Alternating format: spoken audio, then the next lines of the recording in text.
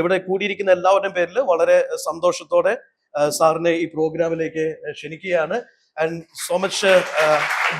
ഭാരതദർശനിൽ സാറിന് ഒരിക്കലും മറക്കാൻ പറ്റാത്ത എന്തെങ്കിലും സിനാരിയോ ഉണ്ടായിട്ടുണ്ടായിരുന്നോ? ഞാൻ വിചാരിച്ചിരുന്നത് ഭാരത് ദർശൻ എന്ന് പറഞ്ഞ മൊത്തം ഭാരതം ദർശിക്കാൻ പറ്റുമെന്നാണ്. ആക്ച്വലി അങ്ങനെയല്ല. ഇയറോ ഡേറ്റോ ആ സച്ച് റിലവന്റ് ആയിരിക്കില്ല, പക്ഷെ നിങ്ങൾക്കൊരു പെർസ്പെക്റ്റീവ് ഉണ്ടാകാൻ ഹിസ്റ്ററിയിലും നല്ല സബ്ജക്ട് വേറെ ഉണ്ടാവില്ല. ഉദാഹരണത്തിന്, പ്രിയപ്പെട്ട കൂട്ടുകാരെ, എല്ലാവർക്കും ഈ ഒരു പ്രോഗ്രാമിലേക്ക് സ്വാഗതം. അപ്പൊ സാറിനെ അങ്ങനെ ഒഫീഷ്യലി എന്താ പറയുക, അങ്ങനെ ഭയങ്കരമായിട്ട് ഇൻട്രൊഡ്യൂസ് ചെയ്യേണ്ട ആവശ്യമൊന്നുമില്ല. സാറിനെ കേരളത്തിലും കേരളത്തിന് പുറത്തും ലോകത്തെല്ലായിടത്തും എല്ലാവർക്കും സുപരിചിതനായിട്ടുള്ള ഒരു സൂപ്പർ ഹീറോ ഇമേജ് ഉള്ള ചുരുക്കം ചില IAS ഓഫീസേഴ്സിൽ ഒരാളാണ്. അപ്പൊ എനിക്ക് പെട്ടെന്ന് ഓർമ്മ വരുന്നത്, ഒരു 3 വർഷം മുമ്പ് സാറോട് വന്നിട്ടുണ്ടായിരുന്നു. അപ്പൊ സാറ് സംസാരിച്ച ചില കാര്യങ്ങളുണ്ട്. അത് ലക്ഷക്കണക്കിന് ആൾക്കാർ കണ്ട ഒരു വീഡിയോ ആണ്. അതിൽ സാർ എടുത്തു പറഞ്ഞ ചില കീവേഡ്സ് ഇപ്പം അത് ഞാൻ പറയാൻ കാരണം വെച്ചാൽ, ഇന്ന് ഇവിടെ വന്നിരിക്കുന്ന ആസ്പിരൻസിൽ ഒരാൾ എന്നോട് വന്നിട്ട് പറഞ്ഞു, സാർ എനിക്ക് സാറുമായിട്ട് ഒന്ന് ഇന്ററാക്ട് ചെയ്യണം.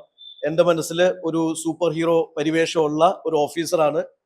പുള്ളി മനസ്സിൽ ആഗ്രഹിക്കുന്നത്, അല്ലെങ്കിൽ സിവിൽ സർവീസിലേക്ക് പുള്ളി വരാനുള്ള കാരണം സാറിന്റെ ഇൻസ്പയറിംഗ് വീഡിയോസ് ആണ് എന്ന് പറഞ്ഞ ഒരാൾ ഇതോടെ ഇരിപ്പുണ്ട്. അപ്പൊ അദ്ദേഹത്തിന്റെ ക്വസ്റ്റ്യൻസ് സാറിനോട് ചോദിക്കട്ടെ. ഒരു റിയലിസ്റ്റിക് ലൈഫിൽ ഇപ്പൊ ഞാൻ ശരിക്കും നമ്മൾ ഈ നോർത്ത് ഇന്ത്യൻ എക്സ്പീരിയൻസിലൊക്കെ പട്ടിണി കിടന്നു ഒരു നേരത്തെ ഭക്ഷണത്തിന് വേണ്ടിയിട്ട് കരഞ്ഞ് എന്താ പറയാ കിട്ടാണ്ട് എന്താ പറയാ തളർന്നു കിടന്ന് ഉറങ്ങുന്ന ആൾക്കാരെ ഞാൻ കണ്ടിട്ടുണ്ട്. അല്ലെങ്കിൽ ശരിക്കും നീഡി ആയിട്ടുള്ള വൾണറബിൾ ആയിട്ടുള്ള ഒരുപാട് ആൾക്കാർ, ഒരു കുട്ടിയുടെ ഹെൽത്തിന്റെ ഒരു ഇൻഷുറൻസ് റെഡിയാക്കാൻ വേണ്ടി ഒരുപാട് ഓഫീസേഴ്സ് കയറി ഇറങ്ങി അവസാനം അത് ശരിയാവാണ്ട് ഫ്രസ്ട്രേറ്റഡ് ആയിട്ട് എന്താ പറയാ ജീവിതം അവസാനിപ്പിക്കേണ്ടി വന്ന ഒരു അച്ഛനെ എനിക്കറിയാം. അപ്പൊ അങ്ങനെയൊക്കെയുള്ള ശരിക്കും വളരെ നീഡി ആയിട്ടുള്ള, വളരെ വൾണറബിൾ ആയിട്ടുള്ള നമ്മുടെ സൊസൈറ്റിയിലെ ആൾക്കാർക്ക് സേവനം ചെയ്യുന്ന ശരിക്കുള്ള റിയലിസ്റ്റിക് ഓഫീസേഴ്സ് ആണ് സൂപ്പർ ഹീറോസ് എന്ന് പറയുന്നത്. ഇവിടെ ശരിക്കും ഡിസേർവിംഗ് ആയിട്ടുള്ള, അല്ലെങ്കിൽ ആഗ്രഹിച്ച് ഇതിലേക്ക് ഇറങ്ങി തിരിച്ച ഒരുപാട് ആസ്പിരൻസ് ഉണ്ട്. അപ്പൊ അവർക്ക് സാറുമായിട്ട് ഇന്ററാക്ട് ചെയ്യാൻ ഒരു അവസരം ഒരുക്കുക എന്നുള്ളൊരു ഇതിലാണ് സാറിനെ വിളിച്ചത്. സോ എല്ലാവരുടെയും പേരിൽ, ഇവിടെ കൂടിയിരിക്കുന്ന എല്ലാവരുടെയും പേരിൽ വളരെ സന്തോഷത്തോടെ സാറിനെ ഈ പ്രോഗ്രാമിലേക്ക് ക്ഷണിക്കുകയാണ്. And so much gratitude for coming here. Thank you so much. അപ്പോൾ ഇനിയിപ്പോ നമുക്ക് സാറുമായിട്ടുള്ള ഇന്ററാക്ഷൻ ഡയറക്റ്റ് സമയം കളയാണ്ട് തുടങ്ങാം. ഭാരതദർശനിൽ സാറിന് ഒരിക്കലും മറക്കാൻ പറ്റാത്ത എന്തെങ്കിലും സിനാരിയോ ഉണ്ടായിട്ടുണ്ടായിരുന്നോ? ഭാരത് ദർശൻ ഞാൻ വിചാരിച്ചിരുന്നത് ഭാരത് ദർശൻ എന്ന് പറഞ്ഞ മൊത്തം ഭാരതം ദർശിക്കാൻ പറ്റുമെന്നാണ്. ആക്ച്വലി അങ്ങനെയല്ല. ഭാരതത്തിലെ ചില റൂട്ടുകളിലൂടെ മാത്രമാണ് നമ്മളെ വിടുക. ഓക്കെ, അവർ സെലക്ട് ചെയ്യുന്ന സെറ്റ് ഓഫ് സെലക്ടഡ് സ്റ്റേറ്റ്സിലൂടെയാണ് വിടുക. അപ്പൊ അതുകൊണ്ട് തന്നെ ഭാരത് ദർശൻ എന്നുള്ള ആ കൺസെപ്റ്റ് പൊളിഞ്ഞു പോയി. പിന്നെ ഓക്കെ, ബീഹാറില് നക്സൽ അഫക്റ്റഡ് ആയിട്ടുള്ള ഒരു സ്ഥലത്ത്, ബീഹാറിലാണെന്നാണ് എൻ്റെ ഓർമ്മ. ബീഹാറിലാണോ ജാർഖണ്ഡിലായിരുന്നു, ജാർഖണ്ഡിലെ നക്സൽ ഇൻഫെസ്റ്റഡ് ആയിട്ടുള്ള ഒരു സ്ഥലത്ത് നമുക്കൊരു ട്രെയിനിങ് ഉണ്ടായിരുന്നു. അവിടെ പോയപ്പം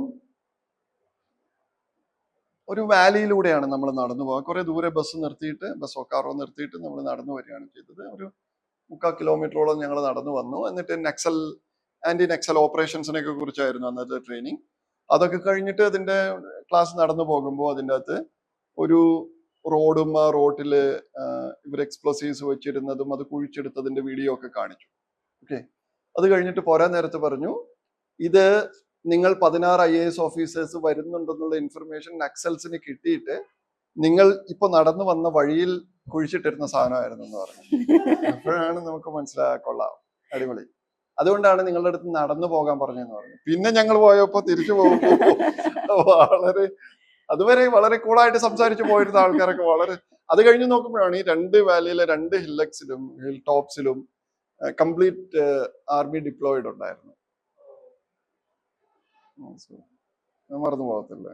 പിന്നെ നാച്ചുറലി ആർമി അറ്റാച്ച്മെന്റ് ഉണ്ടായിരുന്നു. സബ്മറൈൻസും നമ്മുടെ ഫൈറ്റർ എയർക്രാഫ്റ്റും എല്ലാ സാധനവും നമ്മൾ എക്സ്പീരിയൻസ് ചെയ്യും. ടാങ്കേഴ്സിലൊക്കെ നമ്മൾ ഇരിക്കും, സബ്മറൈൻസിൽ പോകും. ഈ മിറാഷ് ഒക്കെ എനിക്ക് തോന്നുന്നു മിഗും മിറാഷൊക്കെയാണെന്ന് തോന്നുന്നു നമ്മളുടെ ട്രെയിനിങ്ങിന്റെ ഭാഗമായിട്ട് നമ്മളെ സിമുലേഷൻ കാണിച്ചു തരും. അങ്ങനെ every top institute, every top activity you will be exposed to. Interesting ആണ്. As A public service officer സാറിന് ഏറ്റവും റിവാർഡിങ്ങും ചലഞ്ചിങ്ങും ആയിട്ടുള്ള ഒരു റോൾ എന്താണെന്ന് പറയാമോ? കളക്ടർ. ഞാൻ പത്തനംതിട്ട ചാർജ് എടുത്ത് 1.5 മാസം മറ്റോ കഴിഞ്ഞപ്പോഴാണ് വെള്ളപ്പൊക്കം വരുന്നത്.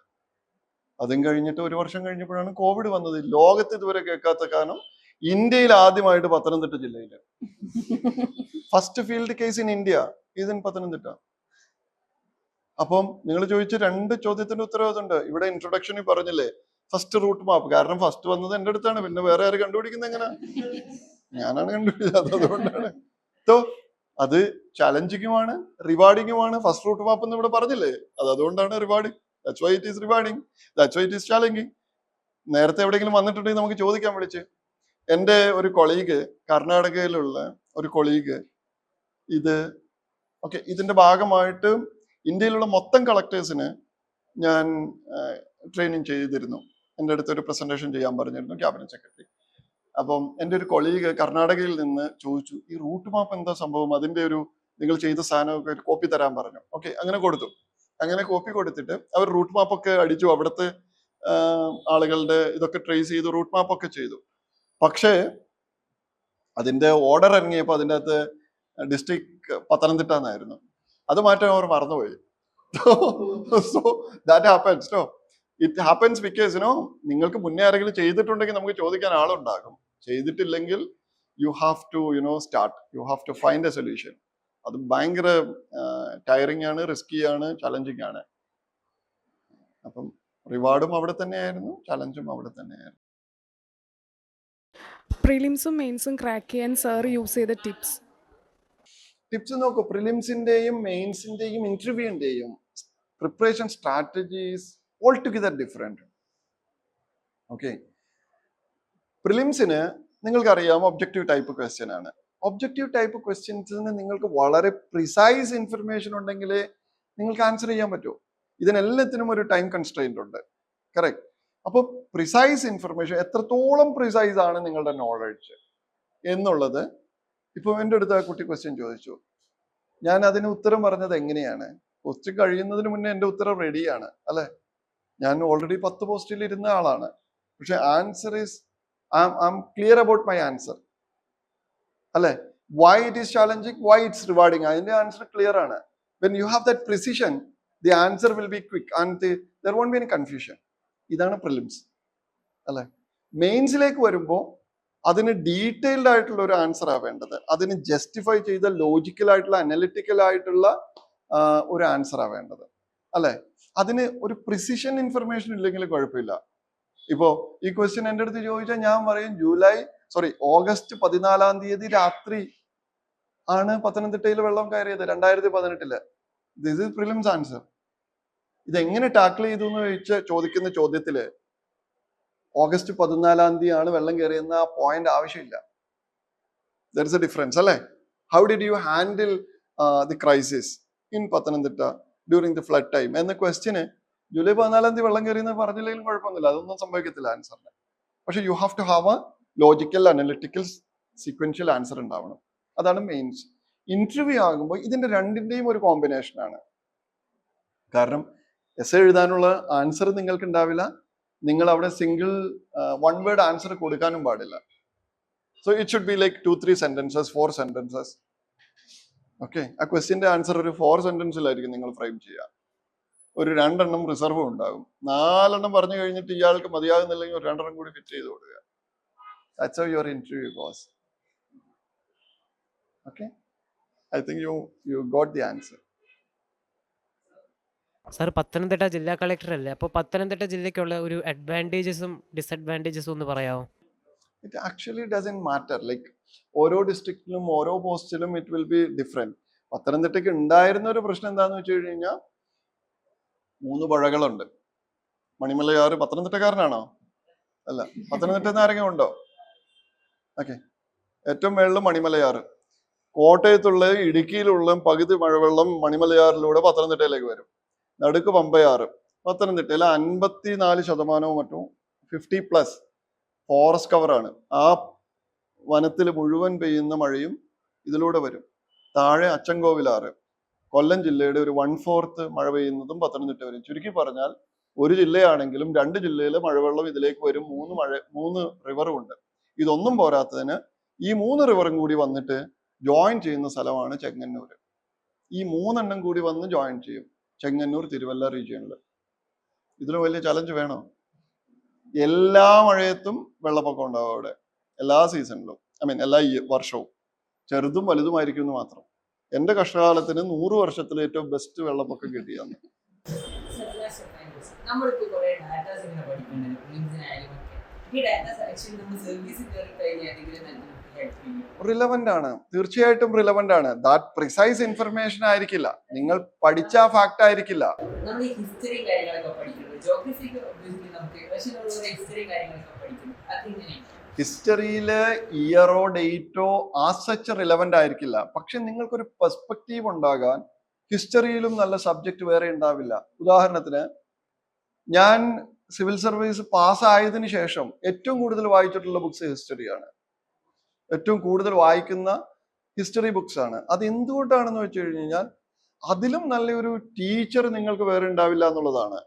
എത്ര മനോഹരമായിട്ടാണ് നമുക്ക് പെർസ്പെക്റ്റീവ്സ് കിട്ടാൻ ഈ സാധനം ഹെൽപ്പ് ചെയ്യുക. നിങ്ങൾ എത്രയോ ബുക്സ് ഉണ്ട്, 100 കണക്കിന്. അനാർക്കി എന്ന് പറയുന്ന ഒരു ബുക്കുണ്ട്, വായിച്ചിട്ടുണ്ടോ? വായിച്ചു നോക്കണം. ശശി തരൂർ, അനാർക്കി, വില്യം ഡാർലിംബിലിന്റെ ആണ്. ഓക്കെ. അതുപോലെ തന്നെ ശശി തരൂരിന്റെ റീസെന്റ് ആയിട്ടുള്ള ഒരു ബുക്ക് എഴുതിയിരുന്നു, പേരെന്തായിരുന്നു മറന്നുപോയി ഇപ്പൊ. ബ്യൂട്ടിഫുൾ ബുക്കാണ്. ഓക്കെ, നിർബന്ധമായിട്ടും വായിക്കേണ്ടതാണ്. ഞാൻ പറഞ്ഞു വരുന്നത് എന്തുകൊണ്ട് ഹിസ്റ്ററി വായിക്കണം എന്നുള്ളതാണ്. ഹിസ്റ്ററി വായിച്ചാൽ നിങ്ങൾക്ക് ഇതുവരെ കിട്ടാത്ത ഒട്ടേറെ പെർസ്പെക്റ്റീവ്സ് കിട്ടുമെന്നുള്ളതാണ് ഒരു റീസൺ. ഈ ഹിസ്റ്ററിക്ക് ഗോസ്റ്റ് ഓഫ് ലിയോപോൾഡ് എന്ന് പറഞ്ഞിട്ടൊരു ബുക്കുണ്ട്. അത് കോങ്കോയിലുള്ള ഒരു കിങ് ലിയോപോൾഡ് എന്ന് പറയുന്നത് ബെൽജിയത്തിന്റെ കിങ് ആയിരുന്നു. അദ്ദേഹത്തിന്റെ കാലഘട്ടത്തിൽ അദ്ദേഹം കോങ്കോ എന്ന് പറയുന്ന രാഷ്ട്രത്തിൽ ചെയ്ത കുറെ പ്രശ്നങ്ങളാണ് ഇത്. അദ്ദേഹം അവിടുത്തെ ലക്ഷക്കണക്കിന് മനുഷ്യരെ കൊന്നു കളഞ്ഞ ഒരു ഹിസ്റ്ററിയുടെ ഭാഗമാണ് ഈ ബുക്ക്. പക്ഷേ അയാൾ എത്രയോ വലിയൊരു വിഷണറി ആയിട്ടുള്ള, എത്രയോ ഏബിൾ ആയിട്ടുള്ള ഒരു മനുഷ്യനായിരുന്നു എന്നുള്ള ഒരു ഡിഫറെന്റ് പെർസ്പെക്റ്റീവ് കൂടി ആ ബുക്കിൽ നിന്ന് കിട്ടും. എങ്ങനെയാണ് ഒരാൾ ഒരു ലക്ഷ്യം വെച്ചിട്ട് അതിനു വേണ്ടിയിട്ട് അയാളുടെ ലൈഫ് മുഴുവൻ അതിനു വേണ്ടി വർക്ക് ചെയ്യുന്ന എന്നുള്ള ഒരു പെർസ്പെക്റ്റീവ് അതിൽ കിട്ടും.